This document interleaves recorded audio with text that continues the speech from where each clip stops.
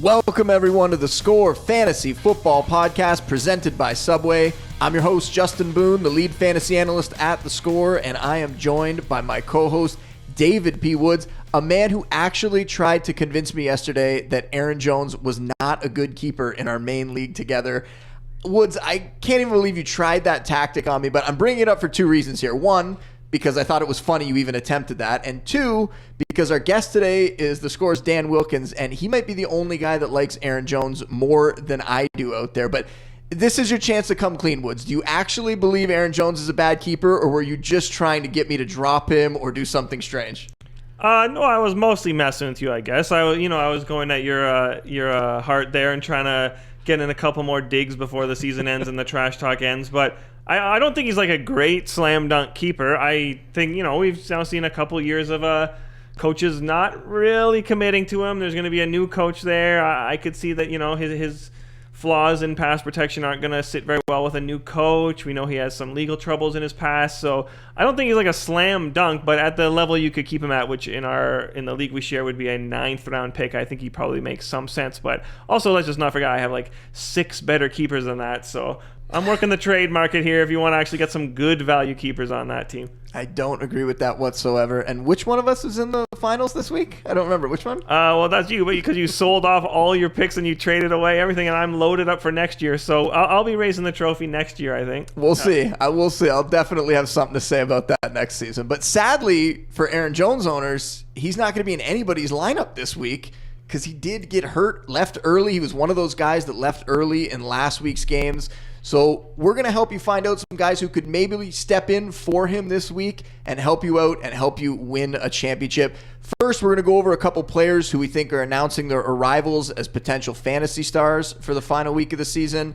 And then we're going to talk about some of the biggest questions heading into this week, including some of the notable injuries at running backs, a couple injured guys that are going to come back this week, and we're going to try to sort out the quarterback position. There's some pretty obvious plays at the top, but after that, it gets a little more difficult to decide who you're going to start this week. And as usual, we're going to wrap things up with the players we think are being overlooked. Before we get into all that, though, make sure you're subscribing to the podcast on iTunes, Google Play, Stitcher, Spotify, Anchor, whatever podcast platform you're using. We're going to be running throughout the off season here, so make sure you're subscribed to get all those episodes as well. All right, Woods, let's take a look at a couple players who have burst on the scene in our Fantasy Arrivals segment, which is presented by our friends at Subway, home of the new Montreal Steak Spice collection. And I'm not going with the Broncos receiver here for like the 3rd episode in a row. I know that might be a shock to you. I'm going to go with a receiver, though. It's going to be Antonio Callaway of the Browns. He's flashed over the last 6 weeks, has 4 games with either 50 yards or a touchdown during that time, and he's going up against a Bengals team that they've really had it taken to them by receivers recently. Jordy Nelson, Keenan Allen, Cortland Sutton, and even Callaway himself. Back when these teams played in Week 12, Callaway had 62 yards and a touchdown in that one. I think there's a good chance we're going to see him top those numbers this week, Woods. What about you? I can't believe you pass up the opportunity to predict a 3rd Broncos receiver to break out and, honestly, mostly be wrong about them because they haven't really quite had the breakout we're waiting for. I'm going Tim Patrick. I'm taking Broncos receiver Tim Patrick. He of catching 5 of 8 targets last week, leading the Broncos in receiving with 65 yards. So not that exciting. But don't forget, he plays on Monday night. You get the Monday night hammer in the fantasy championship. There's nothing more fun than like being able to identify the exact play that you win a fantasy championship on. They're playing the Raiders, so I don't think your opponent's not going to start anyone in that game. If you're desperate, throw Tim Patrick in there. Maybe he catches a touchdown, and that touchdown you'll remember forever as the touchdown that wins you a fantasy championship. I like that a lot of people are going to think we set that up, and we did not. We didn't talk about that. You just decided to go Broncos this week just to get back at me. It's hilarious. All right, let's bring on today's guest. Anyone who follows the Scores NFL content, especially our draft previews each year, they're going to recognize his name. It's Dan Wilkins, supervising editor here at the Score. Wilkins, I want to thank you for coming on, first of all, but right off the bat, we got to sort something out here because we got to decide what we're going to call you today, because I know I call you Wilkins. I know some people in the office call you Wilkie. I know your girlfriend Jess calls you Dan. I'm assuming your family probably calls you Dan or Daniel. So what is it that we're going to call you today on the podcast? Whoa, we got girlfriend and family shout-outs right off the start. Okay. Let's go with Wilkins. Let's go with that. All right. Ooh, Wilkie. I invented Wilkie. That's got to be what it is. All right. You seem creative, Woods. You seem like you're okay with whatever you get called. But all right, I like Wilkins. That's my favorite. I'm glad we're going to go with that. I would also consider Wilkins one of the best fantasy traders that I know out there. It used to be just based on volume. He would absolutely hammer you with trade offers and just try to break your willpower. Now it seems like he's gotten a little more nuanced with his approach, Woods, I think we could say. He's managed to get Todd Gurley at the trade deadline in our main league together. Seems like his offers have gotten a little bit better over the years here. I mean, that's just because you don't like them, but let's be honest, they were always good. The sad thing about Gurley, and I know you have him in our main league together, but I don't know if he's going to be able to play this week. We're going to see he's dealing with this knee inflammation. They have a pretty easy matchup here, but I think we should start there because that's going to have a huge impact for fantasy owners here. There are a lot of Gurley owners that I would imagine made it to the finals, and with the test showing that knee inflammation, with them going into a game where the last time they played the Cardinals, they won 34-0. They are 13.5-point favorites this week. I think it seems like reports are saying that he's probably going to play, or at least that's the way it seems right now, that they're going to trot him out there. Even if he does play, I think we have to wonder if they get up, early in the game. Are they going to stick with him? Are they going to bring in a guy like John Kelly, who I know, Wilkins, you and I have talked about him before. We both like John Kelly, but he only has 2 carries for 4 yards on his NFL resume. They also signed C.J. Anderson. I think that was more of a veteran depth move, but we could see him get in the mix here. So, Wilkins, I'll throw it to you first. If Gurley sits out or if he's limited, do you think Kelly is a guy that fantasy owners can trust this week? Or do you think one of those other guys like a C.J. Anderson or maybe even a Justin Davis could be more involved than we think? Well, it's tough to trust. Kelly because we don't know whether Gurley's going to play. I'm kind of with you that I don't think they're going to sit him out. I think they're going to let him play. But if he doesn't play or if he's a little limited, you got to think Kelly's going to get the chance to run with it. Justin Davis is also dealing with an injury of his own. C.J. Anderson, that signing kind of means nothing to me. I mean, we saw him get signed by the Raiders a couple weeks ago. He was inactive the first game, and then he just got cut again. That's just veteran depth, like you said. You mentioned my love for Aaron Jones before. I think the only guy in the recent drafts that has matched that is probably John Kelly. So you can't really let that make your fantasy decisions, mine or anyone else's. But, if Gurley's at all limited, I would be really confident in what he can do in that offense. It's just such a good offense. He's such a dynamic player. It would be a crazy thing to see him win people some fantasy championships, but maybe it's going to happen. I think Gurley's going to play. We saw him last week. Like he was in and out of that game, and he didn't seem like the doctors of the team didn't seem that concerned. He was on the bike at one point, if I remember, just sort of trying to keep loose. I think it would be ideal if they could rest him this week and get him fully healthy for the playoffs, but I don't think that team has the luxury at this point. Like we've seen how bad Jared Goff looks these past few weeks. I don't think you want to take the crutch that lines up in the backfield with him out of that game and say, okay, Jared Goff, you got to figure it out in the next 2 weeks how to be a good quarterback again, because then it's crunch time in the playoffs. I think if Gurley's not at risk of doing more damage, I think he probably plays, maybe not full complement of snaps, but enough that, I mean, you're certainly not looking at starting any backup. And I don't think you want to play John Kelly no matter what. Like, even if Gurley's out, I don't think I would trust Kelly, because Kelly isn't the guy the Rams want to be the backup right now. I mean, that was Malcolm Brown who was put on IR in early December, and Kelly was like inactive for a bunch of games this season as a rookie. So we haven't seen anything from him. It would be a total crazy move to me to throw Kelly into your lineup in the fantasy championship. There's got to be a better option than him. But I don't think you're going to have to make that decision, because I honestly kind of think we're going to see Gurley out there. And if he starts, like, unless the reports like he's going to be a pure decoy, how do you not put Gurley in your lineup? So I think Gurley owners are probably going to get to roll him out one more time. It could just end up being a massive headache this week, right? I'll admit, when I did the first pass of my rankings, I didn't put Gurley in because I just looked at the situation and I thought that they would be crazy to trot him out there if he had any sort of injury. I mean, they play the Cardinals this week. They play the 49ers next week. I think they can win those games without him, but then I looked at all the reports and I said, you know what? It kind of seems like they are maybe going to put him out there. But the biggest worry for me is that it's going to be he plays the first quarter, he plays maybe the first half, and that's all we get. Now, we've seen guys, especially star guys. I mean, we saw Melvin Gordon before he got hurt a few weeks back go in, play a half, and have a fantastic half, put up touchdowns, and actually had a pretty good day in just 2 quarters. So we could see something like that from Gurley here, but I'd also be a little bit worried about him. I have him down as my RB5, where he's normally been RB1 pretty automatic every week this year in my rankings. Gurley also last year lamented that they sat him at the end of the season because he really wanted to get the rushing title. I'm just looking up where he's at in the rushing race right now. He's about 100 yards behind Ezekiel Elliott, so it might be out of reach. Maybe that comes into play and then they rest him, but that might be a Week 17 thing where their playoff situation's a little more secure. Goff's got things sort of back together for a week, Gurley's not going to win the rushing title, and then you sit him that week. But I'm just speculating now. I think Gurley plays. I definitely think he does, but and to your point, I don't think you can go in confidently starting either Justin Davis or John Kelly. But my point of view on it is I just don't want my opponent to have those guys. So if I'm going up against Gurley in the finals, I'm going to get those guys so that he doesn't have them as the handcuff. So I think we can all agree, if you were to play Kelly, you wouldn't be confident in the move at all. I think he could be a flex play, though. I think he's a guy that is going to get some touches late in that game. And for a team headed to the playoffs, I think that's also smart. Get him some experience now in case he needs to take valuable snaps in the playoffs.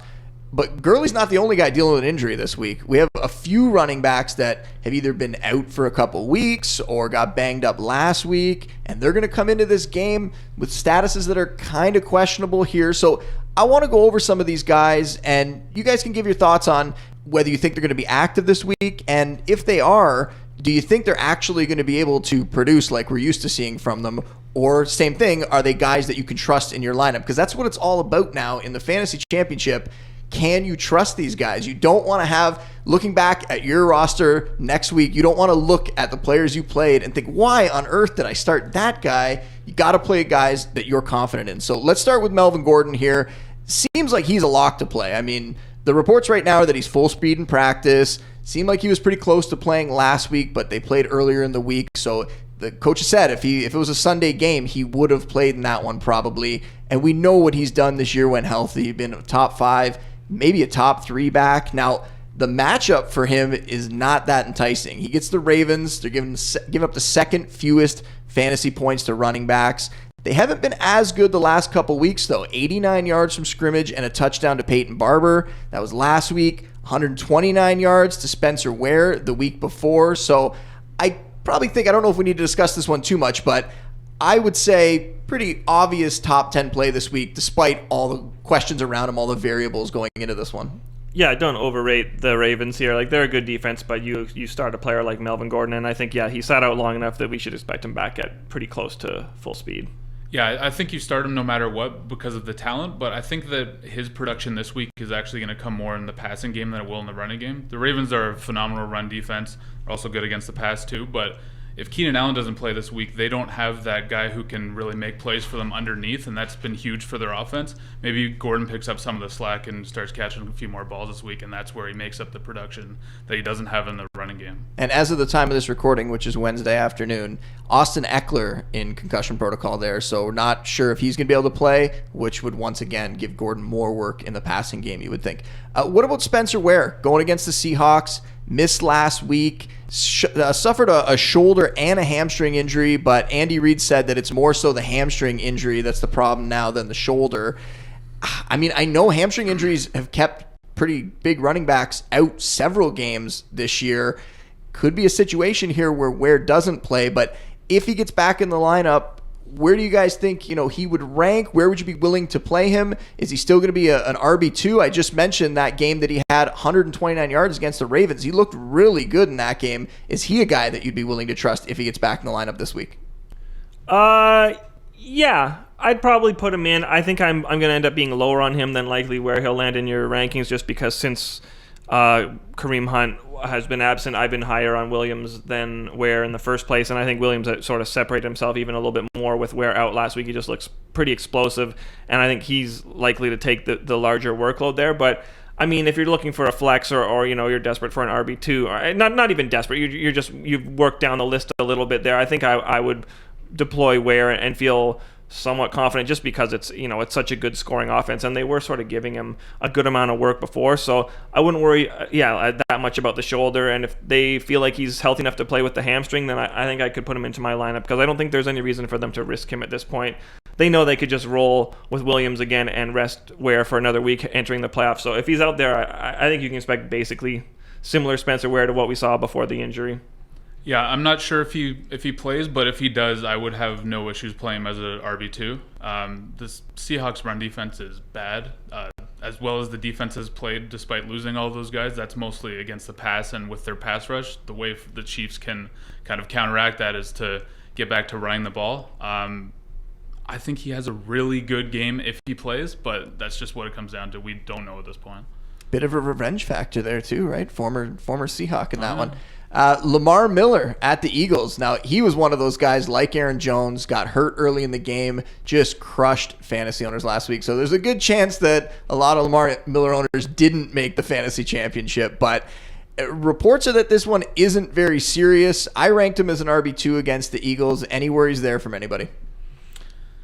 I'm more worried about the Eagles just getting really hot, I think. That's a little bit of a concern to me. But, yeah, the injury thing really doesn't sound that bad based on the reports. So I think you can put him back in. But I don't know. Are anyone's expectations ever that high for Lamar Miller? And like you said, how many people listening to this have to make this decision? I don't think there are many. Yeah, I mean, he's been a really nice surprise this year. I was totally out on Lamar Miller heading into this year. I think you have him in our league, and I told you you're done because of that. I traded him away about halfway through the season, right before he got hot, actually, which was unfortunate. Yeah. Okay, sorry about that. But yeah, he's been a really nice surprise. He's been a pretty big playmaker for them. The Eagles' run defense is not great, so if he plays, I would expect him to be fine. But same thing, I don't know that they really need to play him right now, so it's probably not the best play now.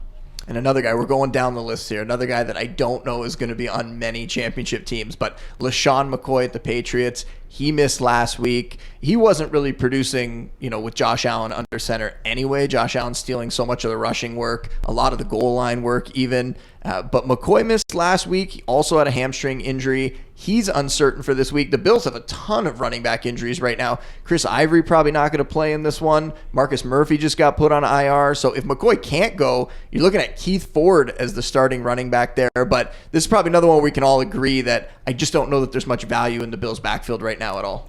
You would have to be insane to play a Bill against the Patriots with the Patriots coming off a loss and at home. That don't do that. All right, Matt Breida against the Bears. Re-aggravated his ankle injury late in last week's game. I feel like we say this every single week. Breida re-aggravated his injury once again. It seems like he has to sit this one out, right? I know the guy is a machine. He's showing how tough he is. He's played through injuries all season long, but is there any reason to continue doing this? I feel like at this point, he might be risking actually having a more serious injury that could impact him down the road here. It's a non-playoff team. I don't know why he would continue to do this. And, if he misses time, it might almost be better for fantasy owners because then at least you would know the touch distribution, which would probably go to Jeff Wilson Jr., who we've talked about a little bit. But also this one, they're going up against the Bears. So another situation where I don't know that you're that interested in anyone in this backfield. Yeah, I wouldn't play 49ers against the Bears either this week if I could avoid it, and I don't think there'll be too many people who have to make this decision.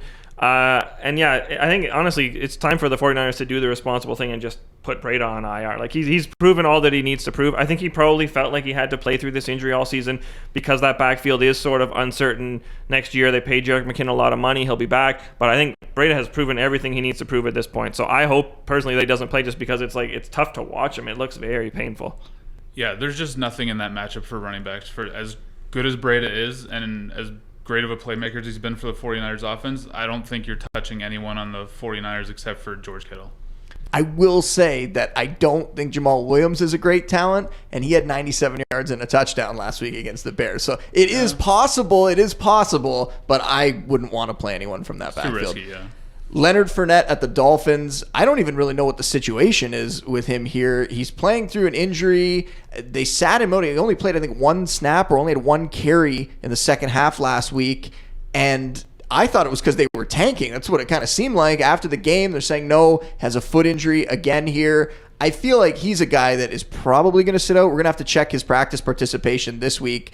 But They've talked also about wanting to get some looks for some younger guys here, like David Williams. So it's not really exciting. If Fournette's out of this one, I think we're probably looking at more of a committee here and another team that I'm not really looking to start anybody on. He's got to be one of the most frustrating players in the fantasy this year, Absolutely. right? I mean, all the upside that he has, and he hasn't really done anything. Yeah, it would be so tough to justify starting him with the championship on the line.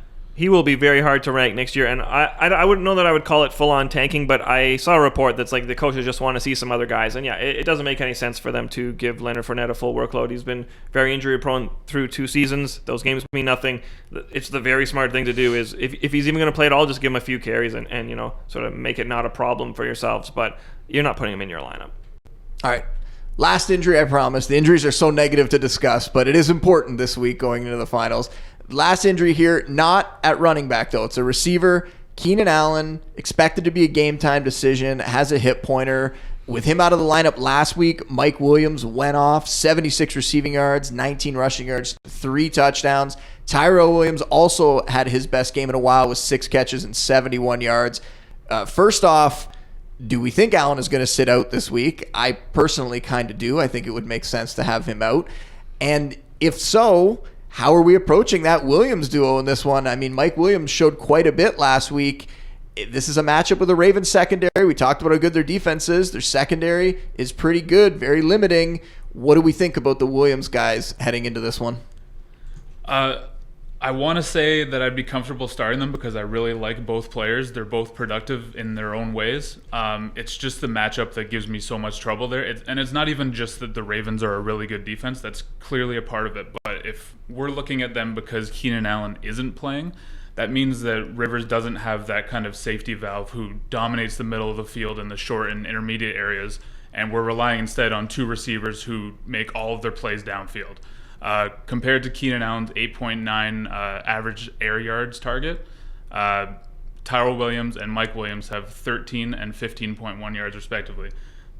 That's really all those guys do right now, and that's okay when it's a compliment to Allen. But if that's the only part of the offense and you're going against a Ravens D that can suffocate the offensive line and with their pass rush, I don't know how much you can count on that to be a consistent production from those two. I mean, you know, they're both good in contested catch situations, so if the Chargers find themselves in the red zone, yeah, you're probably looking at a touchdown potential there, but it's just up to you whether you want to rely on that going into the game. I don't know that the upgrade in volume is really going to result in the upgrade in production for those. Good catch on that. I think I'd be okay starting both those guys, to be honest. I don't know. The Ravens, I don't know what it is about them. They don't scare me that much, and I really want to narrow my focus for fantasy starters, you know, deep in the playoffs and in championship week to just teams that are, like, you know, offenses that are peaking right now, which the Chargers really seem to be. And it's helpful knowing, like, if Allen's out, that those guys are going to get a lot of targets. And I mean, I'd be pretty excited to start Mike Williams as, I think, a wide receiver too. Maybe you could look at him as like a low wide receiver too, but I think you're putting him in your lineup. And Tyrell Williams, I mean, we've seen him make some big plays this season too. I think he's a good receiver who just his lack of fantasy production most weeks is just volume based. I'd probably deploy him as a wide receiver 3. Well, to your point about the Ravens, they aren't as scary on the road. They're definitely very, very scary in Baltimore, not as scary on the road. I ranked it in my initial rankings with Allen out. I think he's going to be out this week, in my opinion, from what I've seen. And I had Mike Williams exactly where you said, Woods, borderline wide receiver 2. And then I had Tyrell Williams as more of a wide receiver 3, but he is a little more of a dart throw there. And Travis Benjamin at that point is even a guy you could consider. Now, that is a complete dart throw, but we've seen him step up, catch a long touchdown. He could do that kind of thing in this scenario if he's getting more snaps as well. So that's another one. If you're in a deep league where you really need somebody, I'm in one of those leagues this week where I'm looking for players like that, sadly. He's a guy that could sneak into your lineup there. What about the Steelers and the Saints game this week? It's in the Superdome. It's tied for the highest total of the week here at 53.5, but the Saints defense, they just keep all these games low scoring recently. It's been pretty shocking the last 6 weeks to see how well their defense has played. Do you guys think the Steelers, Wilkie, I'll go to you. Do you think the Steelers are going to be able to turn this into a shootout? Because that's obviously what fantasy owners would like to see. There are a lot of stars in this game. Do you think they're going to have a chance to do that, or do you think that Saints defense is going to be able to hold them in check? I usually bet against Ben Roethlisberger on the road because he always has these road stinkers where he just inexplicably can't get the offense going for whatever reason. But I think this is going to end up being the shootout that fantasy owners are hoping for in the final. The Saints will have a chance to slow down the Steelers' attack with like a really smothering run defense. Could end up forcing plenty of unfavorable third and longs in that situation. But I just don't think the Saints have the ability to match up with the Steelers' weapons in the passing game. I think there's going to be a ton of points in this one. Yeah, I mean, it just seems like they don't play high-scoring games anymore. The recent point totals for the Saints, what they've allowed, 14, 7, 17, 13, 14, and 9. Those are their last 6 games. It's crazy. I like you. I'm a little worried about the running backs for the Steelers, regardless of who plays there, because of that run defense. I'm also a little worried about the tight end. Vance McDonald's a guy that a lot of people have been using recently, but the Saints are very, very strong against tight ends, barring a guy comes in like Cam Brate did a couple weeks ago and has 2 catches for 12 yards and 2 touchdowns. I do think the receivers, I wouldn't be afraid to play Antonio Brown or Juju. And talking about Ben's road splits, they haven't been as bad this year. And also, when it's a 4 o'clock game, it's a little bit better than when he's playing at the 1 o'clock game. That normally has a little bit of an effect there as well. But Woods, what do you think about this? Well, first of all, I think Mike Thomas is going to go off in this game. I just think it's coming, and it's so sort of various factors like some penalties and things like that have held it back in recent weeks. I think he's going to have a huge one. And yeah, I think the Saints defense is good. I'd be a little bit worried about, like you said, like the tight ends and maybe the running game, but I'm not scared about Juju and Antonio Brown. Despite, Marshawn Lattimore's there, Eli Apple maybe playing a little bit better lately, but I just went back and looked at some stats, and the Saints just don't really slow down opposing wide receivers when a team has like a pair of really good ones. Week 8, Stephon Diggs, 10 catches, 119 yards and a touchdown against the Saints. That same week, Thielen, 7 catches, 103 yards and a touchdown. You go to week 12 against the Falcons, Julio Jones had 11 catches for 147 yards. Calvin Ridley had 8 catches for 93 yards and a touchdown. So I think you're going to see the 2 Steelers receivers get theirs. I think Mike Thomas is going to have a big game, and I think it could shoot out. Maybe the running backs also score a bunch of points and we just get that fantasy bonanza. I'm kind of optimistic it'll happen. Well, Roethlisberger and Breeze are comfortably in my top 6 quarterbacks, but I'm getting a ton of questions about the quarterbacks behind them, who fantasy owners should be playing this week. So my top 6 this week are Mahomes, Roethlisberger, Luck, Breeze, Wilson, and Watson. I think those guys are rock solid plays. After that, Mitch Trubisky at the 49ers, Dak Prescott versus the Bucks, Aaron Rodgers at the Jets. We don't know if he's going to play yet, but he could. Jared Goff at the Cardinals, Lamar Jackson at the Chargers. Cam Newton was in my initial rankings. He won't be now because he is going to be out the rest of the year. Tom Brady versus the Bills, Matt Ryan at the Panthers, Josh Allen at the Patriots, Phillip Rivers at the versus the Ravens, Kirk Cousins at the Lions, and Jameis Winston at the Cowboys. So out of that group, I'll let you guys go first. Out of that group, who are you most confident in, Wilkins? I would say Jared Goff. I know he's been struggling, but with this Rams offense, it just makes me think he's due for a huge game. Coming off a 40-14 loss to the Falcons, I can't see the Cardinals being much other than a catalyst for the Rams offense to get back on track. So I would be extremely comfortable starting him in championship week. Excuse me. For me, it's like Trubisky. Yeah, I'd start Trubisky. I would start Dak Prescott against the Buccaneers. I think that's a pretty good matchup right now, and he'll have a better week than he's had recently. I would definitely start Tom Brady against the Bills if I had him. I think that's just, we've seen that so many times. The Patriots coming off a loss at home. The Bills aren't very good. I think he could have a huge game as they finally round into form. Beyond that, I don't know that I'm that interested in any of them. I'd be really worried about Jared Goff. His fundamentals to me don't look very good lately. And I know the Cardinals represent, a very good matchup, but I would just be fearful of that and, divisional matchup, and I would probably try to stay away. And I don't know, Lamar Jackson, I guess, if he got you there, maybe you owe it to him to put him into your lineup, but I don't think that sets up as necessarily a great matchup for him there, and I would probably rather roll out like a Dak Prescott who may well be on your waiver wire. But for me, it's kind of cheating because I listed them in the order that I have them in my rankings right now. But I'll sort of give my overview on all of them. I think Trubisky is going to be a fine play this week and maybe somebody that people will be sleeping on at this point. The way to attack the 49ers is through the air. They're allowing the 6th most points, fantasy points to quarterbacks on the year. And that's, in part, I think it's his rushing ability that is going to be able to boost him up here. He was the quarterback 8 when you're looking at average fantasy points per game this season. He's missed some time, obviously, but quarterback 8, that's also with guys like Josh Johnson and Ryan Fitzpatrick above him. So really maybe more the quarterback 6 on the year when you're talking about average points per game. So I think he's a guy that fantasy owners maybe don't realize just how good he is for fantasy so far. A guy you could definitely play. Prescott as well, I'd lump him in there. Had a down week last week, so some people might be off him, but I think he's going to bounce back against the Bucs. Not only has Amari Cooper helped right that passing game and really helped Prescott find his form, but the Bucs have allowed big rushing totals to quarterbacks. Trubisky had 53 against them, Mayfield 43, Newton had 33 twice, and then obviously, Lamar Jackson's a little bit of a different story, but he had 95 rushing yards against them last week, so I have a lot of confidence in Prescott. For Goff, I'm looking at it as they are going to dominate that game. I think they're going to control that game. So you might end up with a situation like the last time they played, which I mentioned before, where they won 34-0. He threw for 354 yards, but only had 1 touchdown. I think that's a little bit fluky. I think there's a good chance we'll see him have multiple scores today. So maybe not one of those high-end 5-touchdown games like Woods predicted earlier in the season for Goff, but I would be shocked if he didn't have 2 scores and at least put up a solid low-end QB1 day.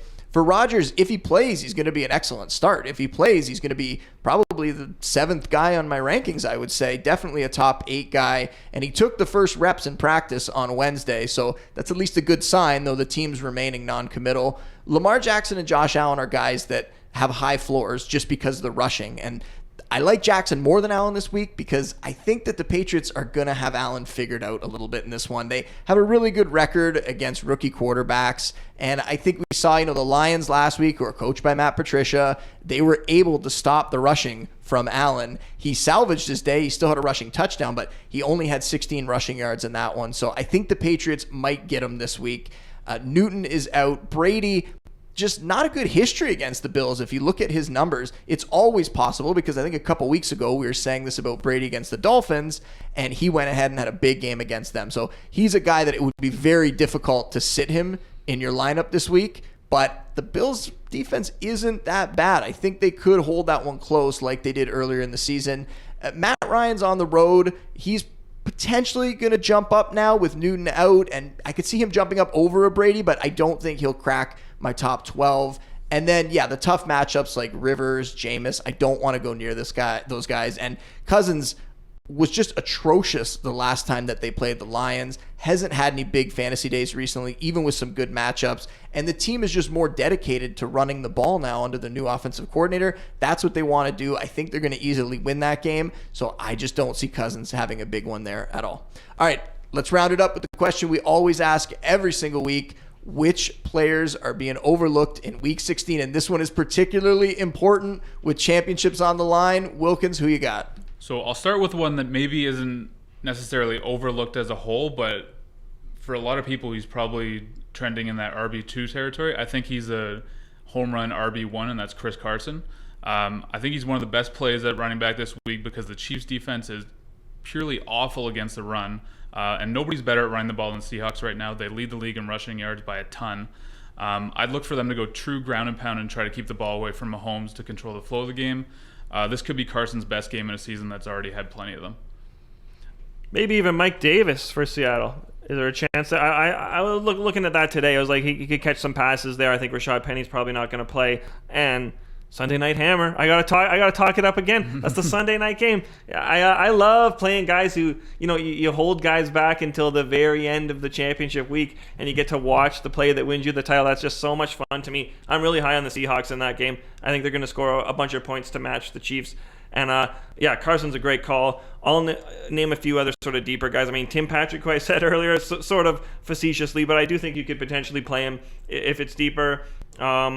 Robert Foster for the Bills. If someone's going to score there, it's probably going to be him.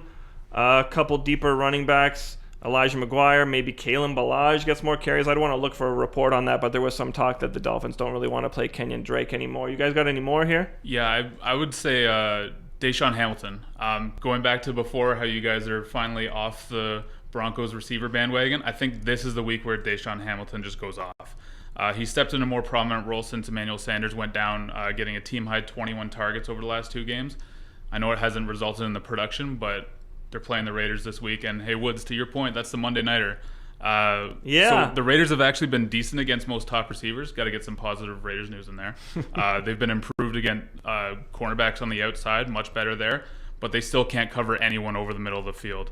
I'd be happy to take a shot on Hamilton if you need someone to start at receiver. I assume he's still available in plenty of leagues. I think he could torch the Raiders for a ton of yards and a touchdown, maybe even 2.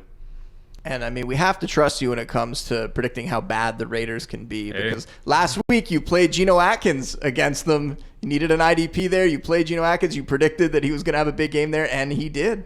I mean, yeah, I know that team, and I know that they are not good right now. So, yeah, I honestly just picked up Hamilton in a league where I'm in the championship in, and I think I'm going to start him over Corey Davis. So if that ends up going poorly, at least it's on the podcast so we can go back and laugh at it. All right, for me, I have a couple. Mike Davis, I think, is a really good one, and I would lump Kenneth Dixon in that same sort of range as receiving backs on teams that are projected to trail this week. Could see more work for both guys. Bears receivers, Taylor Gabriel, Anthony Miller, 49ers, weak against the pass, as I mentioned earlier, giving up the 5th most fantasy points to wideouts. And they've allowed the 2nd most passing touchdowns in the league this year. So I think one or maybe even both of those guys could have a good fantasy day. Traquan Smith back at home. He's been terrible recently, but in his last 3 home games, he's topped 100 yards twice, has a touchdown in every single one of those games. It would be tough to do because he's had goose eggs recently. I know fantasy owners would have a very hard time putting him in their lineup, but I think he is going to pay off this week. That's all for today's episode. Wilkins, big thanks for hanging out with us today, man. We'll definitely have you back in the offseason to talk about the NFL draft, go over some of your favorite prospects, and that's going to be in the next couple months. We're going to have a lot of draft talk to do, so maybe we'll even have you back a few times. Let's do it. Thanks for having me. Awesome. Woods and I are going to be back on Sunday night, breaking down all the action from the Fantasy Championship. Then we're going to be taking a bit of a break over the holidays, but we're going to be back the first week of January to go over the early 2019 rankings, playoff DFS plays, free agency preview, dynasty rankings, draft evaluations, and much, much more. If you want to get in touch with Woods, he's at David P. Woods on Twitter. To see all our fantasy content, you should be logging onto the theScore app every single day to the NFL Fantasy News section. You can also follow me on Twitter at Justin Boone. Big thanks to Wilkins. Big thanks to everybody out there for listening, and we will see you next time. Said leave on time, my baby